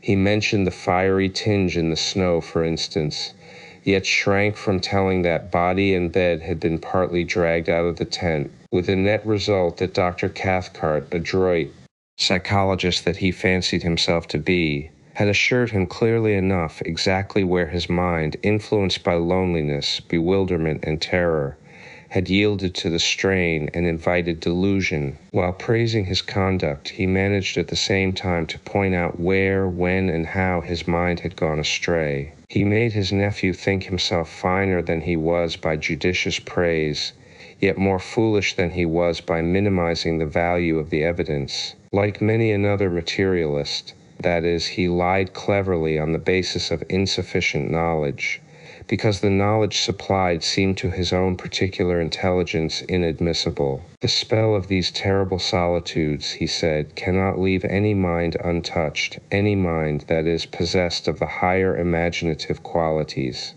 It has worked upon yours exactly as it worked upon my own when I was your age. The animal that haunted your little camp was undoubtedly a moose, for the belling of a moose may have sometimes a very peculiar quality of sound. The colored appearance of the big tracks was obviously a defect of vision in your own eyes produced by excitement. The size and stretch of the tracks we shall prove when we come to them. But the hallucination of an audible voice, of course, is one of the commonest forms of delusion due to mental excitement. An excitement, my dear boy, perfectly excusable and, let me add, wonderfully controlled by you under the circumstances. For the rest, I am bound to say you have acted with a splendid courage, for the terror of feeling oneself lost in this wilderness is nothing short of awful, and, had I been in your place, I don't for a moment believe I could have behaved with 1/4 of your wisdom and decision. The only thing I find it uncommonly difficult to explain is that damned odor. It made me feel sick, I assure you, declared his nephew, positively dizzy. His uncle's attitude of calm omniscience, merely because he knew more psychological formulae, made him slightly defiant. It was so easy to be wise in the explanation of an experience one has not personally witnessed. A kind of desolate and terrible odor is the only way I can describe it, he concluded, glancing at the features of the quiet, unemotional man beside him. I can only marvel, was the reply, that under the circumstances it did not seem to you even worse. The dry words, Simpson knew, hovered between the truth and his uncle's interpretation of the truth. And so at last they came to the little camp and found the tent still standing, the remains of the fire and the piece of paper pinned to a stake beside it, untouched. The cache, poorly contrived by inexperienced hands, however, had been discovered and opened by muskrats, mink, and squirrel. The matches lay scattered about the opening, but the food had been taken to the last crumb. "Well, fellers, he ain't here," exclaimed Hank loudly after his fashion, "and that's as sartain as the coal supply down below. But whar he's got to by this time is about as unsartain as the trade in crowns in other place." The presence of a divinity student was no barrier to his language at such a time, though for the reader's sake it may be severely edited. "I propose," he added, "that we start out at once and hunt for him like hell." The gloom of Defago's probable fate oppressed the whole party with a sense of dreadful gravity the moment they saw the familiar signs of recent occupancy, especially the tent, with the bed of balsam branches still smoothed and flattened by the pressure of his body, seemed to bring his presence near to them. Simpson, feeling vaguely as if his world were somehow at stake, went about explaining particulars in a hushed tone. He was much calmer now, though over-wearied with the strain of his many journeys. His uncle's method of explaining away, the details still fresh in his haunted memory helped, too, to put ice upon his emotions. "And that's the direction he ran off in," he said to his two companions, pointing in the direction where the guide had vanished that morning in the gray dawn. "Straight down there he ran like a deer." In between the birch and the hemlock, Hank and Dr. Cathcart exchanged glances. "And it was about 2 miles down there, in a straight line," continued the other, speaking with something of the former terror in his voice, "that I followed his trail to the place where it stopped, dead, and where you heard him calling and caught the stench, and all the rest of the wicked entertainment," cried Hank, with a volubility that betrayed his keen distress. "And where your excitement overcame you to the point of producing illusions," added Dr. Cathcart under his breath, yet not so low that his nephew did not hear it. "A kencherilu patrili his wheat pteris pros, a kencherilu patrili hinmurdvu here." Cathcart and Hank lost no time in beginning the search, but Simpson was too exhausted to accompany them. They would follow the blazed marks on the trees and, where possible, his footsteps. Meanwhile, the best thing he could do was to keep a good fire going and rest. But after something like 3 hours' search, the darkness already down, the two men returned to camp with nothing to report. Fresh snow had covered all signs, and though they had followed the blazed trees to the spot where Simpson had turned back, they had not discovered the smallest indication of a human being, or for that matter, of an animal. There were no fresh tracks of any kind. The snow lay undisturbed. It was difficult to know what was best to do, though in reality there was nothing more they could do. They might stay and search for weeks without much chance of success. The fresh snow destroyed their only hope, and they gathered round the fire for supper, a gloomy and despondent party. The facts, indeed, were sad enough, for Defago had a wife at Rat Portage, and his earnings were the family's sole means of support. Now that the whole truth in all its ugliness was out, it seemed useless to deal in further disguise or pretense. They talked openly of the facts and probabilities. It was not the first time, even in the experience of Dr. Cathcart, that a man had yielded to the singular seduction of the solitudes and gone out of his mind. Defago, moreover, was predisposed to something of the sort, for he already had a touch of melancholia in his blood, and his fiber was weakened by bouts of drinking that often lasted for weeks at a time. Something on this trip, one might never know precisely what, had sufficed to push him over the line, that was all, and he had gone off into the great wilderness of trees and lakes to die by starvation and exhaustion. The chances against his finding camp again were overwhelming. The delirium that was upon him would also doubtless have increased, and it was quite likely he might do violence to himself and so hasten his cruel fate. Even while they talked, indeed, the end had probably come. On the suggestion of Hank, his old pal, however, they proposed to wait a little longer and devote the whole of the following day, from dawn to darkness, to the most systematic search they could devise. They would divide the territory between them. They discussed their plan in great detail. All that men could do, they would do. And meanwhile they talked about the particular form in which the singular panic of the wilderness had made its attack upon the mind of the unfortunate guide. Hank, though familiar with the legend in its general outline, obviously did not welcome the turn the conversation had taken. He contributed little, though that little was illuminating, for he admitted that a story ran over all this section of country to the effect that several Indians had seen the Wendigo along the shores of 50 Island Water in the fall of last year, and that this was the true reason of Defago's disinclination to hunt there. Hank doubtless felt that he had in a sense helped his old pal to death by over-persuading him. When an Indian goes crazy, he explained, talking to himself more than to the others, it seemed, it's always put that he's seen the Wendigo, and poor old Defago was superstitious down to his very heels. And then Simpson, feeling the atmosphere more sympathetic, told over again the full story of his astonishing tale. He left out no details this time. He mentioned his own sensations and gripping fears. He only omitted the strange language used. But Defago surely had already told you all these details of the Wendigo legend, my dear fellow, insisted the doctor. I mean, he had talked about it and thus put into your mind the ideas which your own excitement afterwards developed. Whereupon Simpson again repeated the facts. Defago, he declared, had barely mentioned the beast. He, Simpson, knew nothing of the story, and so far as he remembered, had never even read about it. Even the word was unfamiliar. Of course he was telling the truth, and Dr. Cathcart was reluctantly compelled to admit the singular character of the whole affair. He did not do this in words so much as in manner, however. He kept his back against a good stout tree. He poked the fire into a blaze the moment it showed signs of dying down. He was quicker than any of them to notice the least sound in the night about them.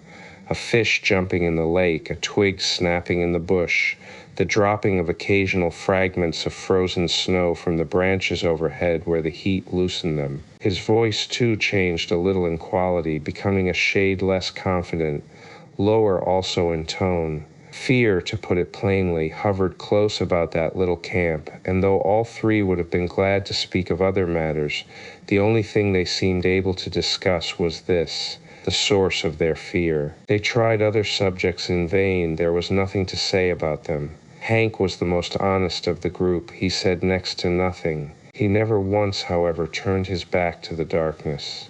His face was always to the forest, and when wood was needed, he didn't go farther than was necessary to get it. A wall of silence wrapped them in, for the snow, though not thick, was sufficient to deaden any noise, and the frost held things pretty tight besides. No sound but their voices and the soft roar of the flames made itself heard. Only, from time to time, something soft as the flutter of a pine moth's wings went past them through the air.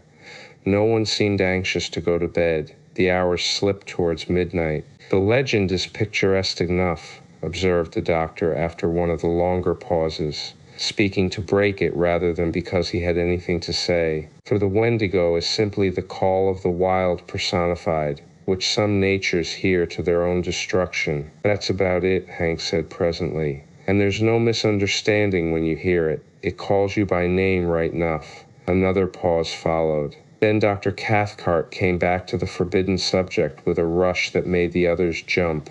The allegory is significant, he remarked, looking about him into the darkness. For the voice, they say, resembles all the minor sounds of the bush. Wind, falling water, cries of the animals, and so forth. And once the victim hears that, he's off for good, of course. His most vulnerable points, moreover, are said to be the feet and the eyes. The feet, you see, for the lust of wandering, and the eyes for the lust of beauty. The poor beggar goes at such a dreadful speed that he bleeds beneath the eyes, and his feet burn. Dr. Cathcart, as he spoke, continued to peer uneasily into the surrounding gloom. His voice sank to a hushed tone. The Wendigo, he added, is said to burn his feet, owing to the friction apparently caused by its tremendous velocity, till they drop off and new ones form exactly like its own. Simpson listened in horrified amazement, but it was the pallor on Hank's face that fascinated him most.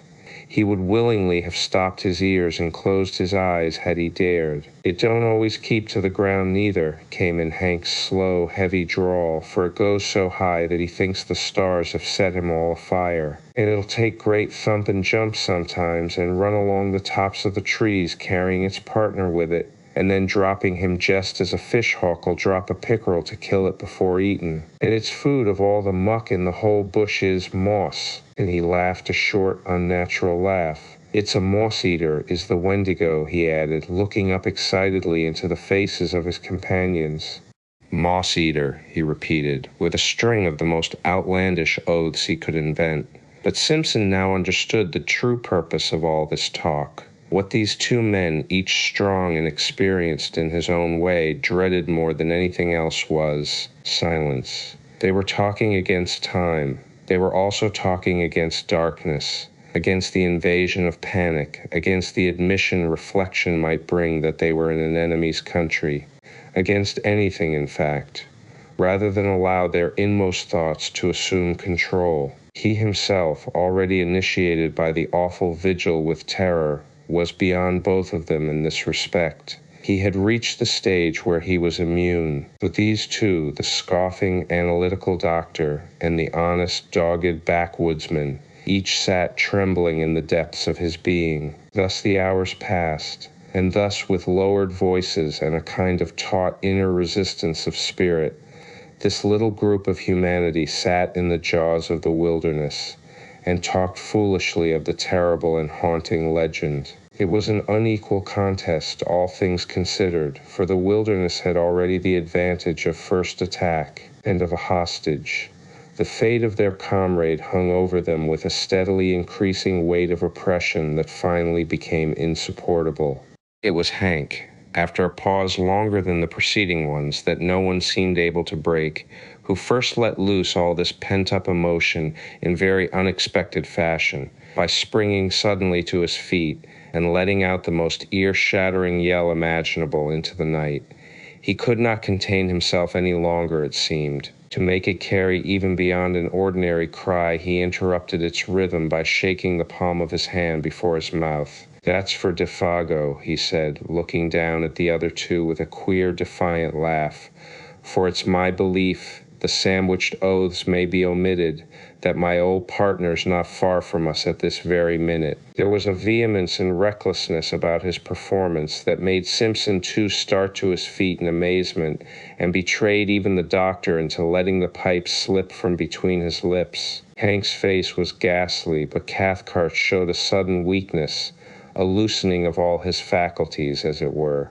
Then a momentary anger blazed into his eyes, and he too, though with deliberation born of habitual self-control, got upon his feet and faced the excited guide, for this was unpermissible, foolish, dangerous, and he meant to stop it in the bud.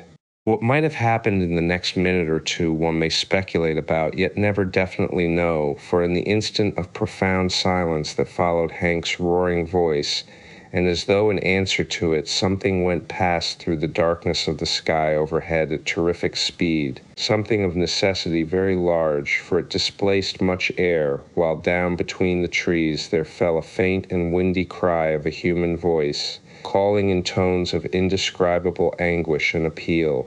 Oh, oh, this fiery height! Oh, oh, my feet of fire, my burning feet of fire! White to the very edge of his shirt, Hank looked stupidly about him like a child. Dr. Cathcart uttered some kind of unintelligible cry, turning as he did so with an instinctive movement of blind terror towards the protection of the tent, then halting in the act as though frozen. Simpson, alone of the three, retained his presence of mind a little. His own horror was too deep to allow of any immediate reaction. He had heard that cry before. Turning to his stricken companions, he said almost calmly, "That's exactly the cry I heard, the very words he used." Then, lifting his face to the sky, he cried aloud, "Defago, Defago, come down here to us. Come down." And before there was time for anybody to take definite action one way or another, there came the sound of something dropping heavily between the trees, striking the branches on the way down, and landing with a dreadful thud upon the frozen earth below.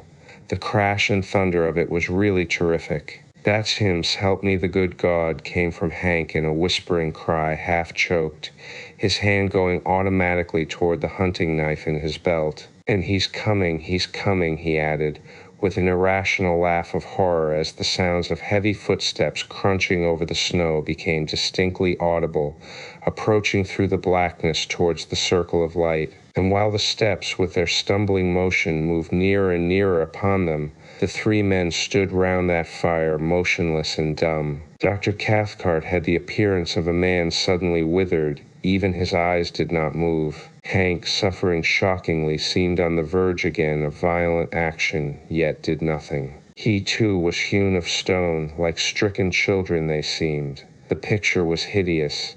And meanwhile, their owner still invisible, the footsteps came closer, crunching the frozen snow. It was endless, too prolonged to be quite real. This measured and pitiless approach. It was accursed. Then at length the darkness, having thus laboriously conceived, brought forth a figure. It drew forward into the zone of uncertain light where fire and shadows mingled not 10 feet away, then halted, staring at them fixedly.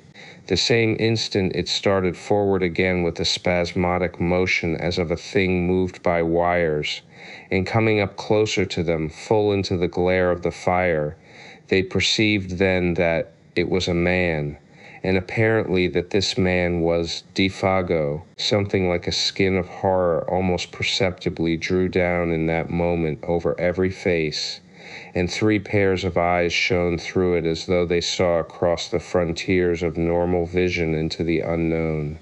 Defago advanced, his tread faltering and uncertain. He made his way straight up to them as a group first, then turned sharply and peered close into the face of Simpson. The sound of a voice issued from his lips. "Here I am, Boss Simpson. I heard someone calling me." It was a faint, dried-up voice, made wheezy and breathless as by immense exertion. "I'm having a regular hellfire kind of a trip, I am." And he laughed, thrusting his head forward into the other's face. But that laugh started the machinery of the group of waxwork figures with the wax-white skins. Hank immediately sprang forward with a stream of oaths so far-fetched that Simpson did not recognize them as English at all, but thought he had lapsed into Indian or some other lingo. He only realized that Hank's presence, thrust thus between them, was welcome, uncommonly welcome. Dr. Cathcart, though more calmly and leisurely, advanced behind him, heavily stumbling. Simpson seems hazy as to what was actually said and done in those next few seconds, for the eyes of that detestable and blasted visage peering at such close quarters into his own utterly bewildered his senses at first. He merely stood still. He said nothing. He had not the trained will of the older men that forced them into action in defiance of all emotional stress. He watched them moving as behind a glass that half destroyed their reality. It was dreamlike, perverted, yet through the torrent of Hank's meaningless phrases, He remembers hearing his uncle's tone of authority, hard and forced, saying several things about food and warmth, blankets, whiskey, and the rest, and further that whiffs of that penetrating, unaccustomed odor, vile yet sweetly bewildering, assailed his nostrils during all that followed. It was no less a person than himself, however, less experienced and adroit than the others though he was, who gave instinctive utterance to the sentence that brought a measure of relief into the ghastly situation, by expressing the doubt and thought in each one's heart. "It is you, isn't it, Defago?" he asked under his breath, horror breaking his speech. And at once Cathcart burst out with a loud answer before the other had time to move his lips. "Of course it is. Of course it is. Only, can't you see, he's nearly dead with exhaustion, cold, and terror. Isn't that enough to change a man beyond all recognition?" It was said in order to convince himself as much as to convince the others. The overemphasis alone proved that, and continually while he spoke and acted, he held a handkerchief to his nose. That odor pervaded the whole camp. For the Defago who sat huddled by the big fire, wrapped in blankets, drinking hot whiskey and holding food in wasted hands, was no more like the guide they had last seen alive than the picture of a man of 60 is like a daguerreotype of his early youth in the costume of another generation. Nothing really can describe that ghastly caricature, that parody masquerading there in the firelight as Defago. From the ruins of the dark and awful memories he still retains, Simpson declares that the face was more animal than human, the features drawn about into wrong proportions, the skin loose and hanging as though he had been subjected to extraordinary pressures and tensions.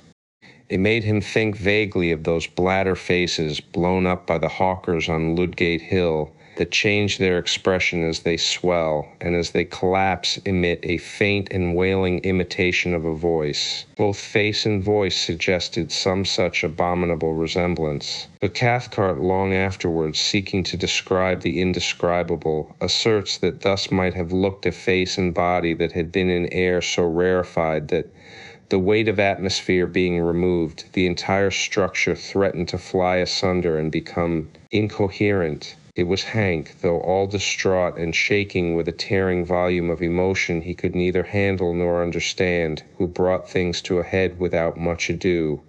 He went off to a little distance from the fire, apparently so that the light should not dazzle him too much, and shading his eyes for a moment with both hands, shouted in a loud voice that held anger and affection dreadfully mingled, "You ain't Defago. You ain't Defago at all. I don't give a damn, but that ain't you, my old pal of 20 years." He glared upon the huddled figure as though he would destroy him with his eyes. "And if it is, I'll swab the floor of hell with a wad of cotton wool on a toothpick. Help me the good God," he added with a violent fling of horror and disgust. It was impossible to silence him. He stood there shouting like one possessed, horrible to see, horrible to hear, because it was the truth. He repeated himself in 50 different ways, each more outlandish than the last. The woods rang with echoes. At one time it looked as if he meant to fling himself upon the intruder, for his hand continually jerked towards the long hunting knife in his belt. But in the end he did nothing, and the whole tempest completed itself very shortly with tears. Hank's voice suddenly broke, he collapsed on the ground, and Cathcart somehow or other persuaded him at last to go into the tent and lie quiet. The remainder of the affair, indeed, was witnessed by him from behind the canvas, his white and terrified face peeping through the crack of the tent door flap. Then Dr. Cathcart, closely followed by his nephew, who so far had kept his courage better than all of them, went up with a determined air and stood opposite to the figure of Defago huddled over the fire. He looked him squarely in the face and spoke. At first his voice was firm. "Defago, tell us what's happened. Just a little, so that we can know how best to help you?" he asked in a tone of authority, almost of command. And at that point it was command. At once afterwards, however, it changed in quality, for the figure turned up to him a face so piteous, so terrible and so little like humanity that the doctor shrank back from him as from something spiritually unclean. Simpson, watching close behind him, says he got the impression of a mask that was on the verge of dropping off, and that underneath they would discover something black and diabolical, revealed in utter nakedness. "Out with it, man, out with it," Cathcart cried, terror running neck and neck with entreaty. "None of us can stand this much longer." It was the cry of instinct over reason. And then Defago, smiling whitely, answered in that thin and fading voice that already seemed passing over into a sound of quite another character. "I seen that great Wendigo thing," he whispered, sniffing the air about him exactly like an animal. "I've been with it too." Whether the poor devil would have said more, or whether Dr. Cathcart would have continued the impossible cross-examination cannot be known, for at that moment the voice of Hank was heard yelling at the top of his voice from behind the canvas that concealed all but his terrified eyes. Such a howling was never heard. His feet, oh God, his feet.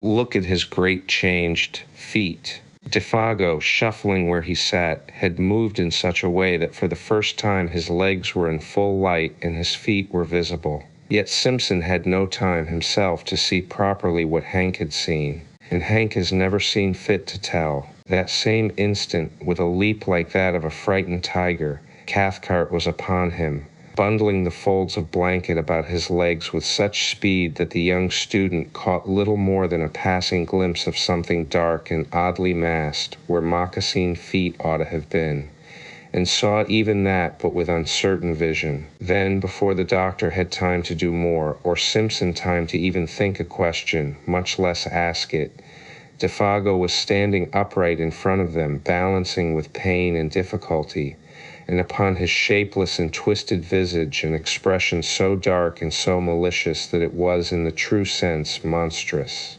"Now you've seen it too," he wheezed. "You've seen my fiery, burning feet. And now, that is, unless you can save me and prevent, it's 'bout time for—" His piteous and beseeching voice was interrupted by a sound that was like the roar of wind coming across the lake. The trees overhead shook their tangled branches. The blazing fire bent its flames as before a blast. And something swept with a terrific rushing noise about the little camp, and seemed to surround it entirely in a single moment of time. Defago shook the clinging blankets from his body, turned towards the woods behind, and with the same stumbling motion that had brought him, was gone, before anyone could move muscle to prevent him. Gone with an amazing, blundering swiftness that left no time to act.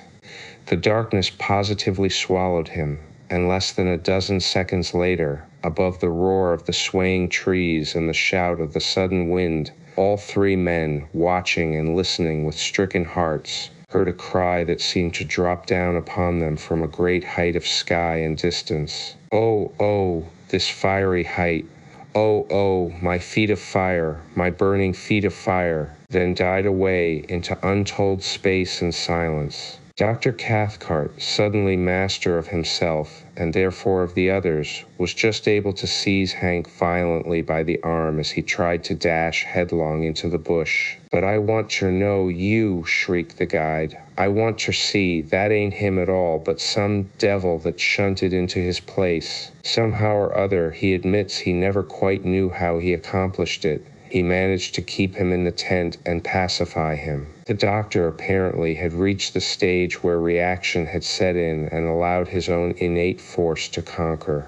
Certainly he managed Hank admirably. It was his nephew, however, hitherto so wonderfully controlled, who gave him most cause for anxiety, for the cumulative strain had now produced a condition of lachrymose hysteria, which made it necessary to isolate him upon a bed of boughs and blankets as far removed from Hank as was possible under the circumstances. And there he lay as the watches of that haunted night passed over the lonely camp, crying startled sentences and fragments of sentences into the folds of his blanket. A quantity of gibberish about speed and height and fire mingled oddly with biblical memories of the classroom. People with broken faces all on fire are coming at a most awful pace towards the camp, he would moan 1 minute, and the next would sit up and stare into the woods intently listening and whisper, How terrible in the wilderness are the feet of them that, until his uncle came across to change the direction of his thoughts and comfort him. The hysteria fortunately proved but temporary. Sleep cured him just as it cured Hank. Till the first signs of daylight came soon after 5 o'clock, Dr. Cathcart kept his vigil. His face was the color of chalk, and there were strange flushes beneath the eyes. An appalling terror of the soul battled with his will all through those silent hours. These were some of the outer signs. At dawn he lit the fire himself, made breakfast, and woke the others, and by 7 they were well on their way back to the home camp. 3 perplexed and afflicted men, but each in his own way, having reduced his inner turmoil to a condition of more or less systematized order again. They talked little, and then only of the most wholesome and common things, for their minds were charged with painful thoughts that clamored for explanation, though no one dared refer to them. Hank, being nearest to primitive conditions, was the first to find himself, for he was also less complex. In Dr. Cathcart, civilization championed his forces against an attack singular enough. To this day, perhaps, he is not quite sure of certain things. Anyhow, he took longer to find himself. Simpson, the student of divinity, it was who arranged his conclusions, probably with the best, though not most scientific appearance of order. Out there in the heart of unreclaimed wilderness, they had surely witnessed something crudely and essentially primitive. Something that had survived somehow the advance of humanity had emerged terrifically, betraying a scale of life still monstrous and immature. He envisaged it rather as a glimpse into prehistoric ages, when superstitions, gigantic and uncouth, still oppressed the hearts of men, when the forces of nature were still untamed, the powers that may have haunted a primeval universe not yet withdrawn. To this day he thinks of what he termed years later in a sermon, native and formidable potencies lurking behind the souls of men, not evil perhaps in themselves, yet instinctively hostile to humanity as it exists. With his uncle he never discussed the matter in detail, for the barrier between the two types of mind made it difficult. Only once, years later, something led them to the frontier of the subject, of a single detail of the subject, rather. "Can't you even tell me what they were like?" he asked. And the reply, though conceived in wisdom, was not encouraging. "It is far better you should not try to know or to find out." "Well, that odor," persisted the nephew. "What do you make of that?" Dr. Cathcart looked at him and raised his eyebrows. "Odors," he replied, "are not so easy as sounds and sights of telepathic communication. I make as much, or as little, probably, as you do yourself." He was not quite so glib as usual with his explanations. That was all. At the fall of day, cold, exhausted, famished, the party came to the end of the long portage and dragged themselves into a camp that at first glimpse seemed empty. Fire there was none, and no punk came forward to welcome them.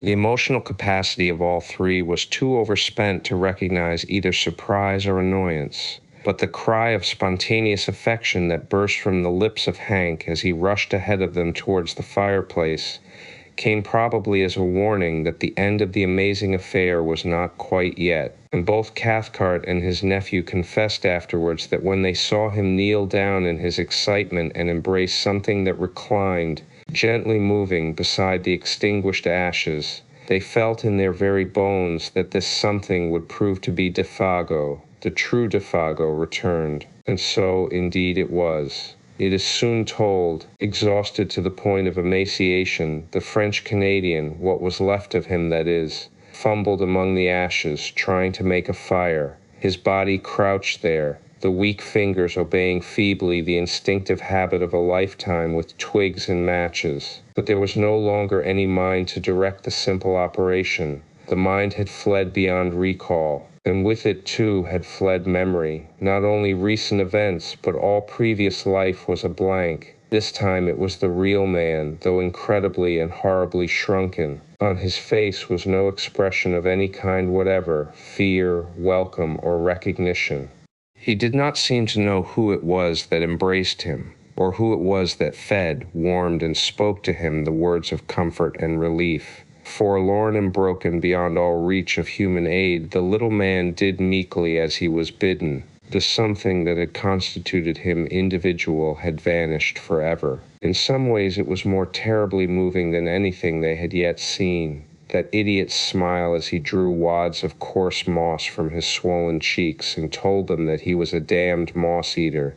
The continued vomiting of even the simplest food, and worst of all, the piteous and childish voice of complaint in which he told them that his feet pained him, burned like fire, which was natural enough when Dr. Cathcart examined them and found that both were dreadfully frozen. Beneath the eyes there were faint indications of recent bleeding, the details of how he survived the prolonged exposure, of where he had been, or of how he covered the great distance from one camp to the other, including an immense detour of the lake on foot since he had no canoe. All this remains unknown. His memory had vanished completely, and before the end of the winter whose beginning witnessed this strange occurrence, Defago, bereft of mind, memory, and soul, had gone with it. He lingered only a few weeks, and what Punk was able to contribute to the story throws no further light upon it. He was cleaning fish by the lake shore about 5 o'clock in the evening, an hour, that is, before the search party returned, when he saw this shadow of the guide picking its way weakly into camp. In advance of him, he declares, came the faint whiff of a certain singular odor. That same instant old Punk started for home. He covered the entire journey of 3 days as only Indian blood could have covered it. The terror of a whole race drove him. He knew what it all meant. Defago had seen the Wendigo.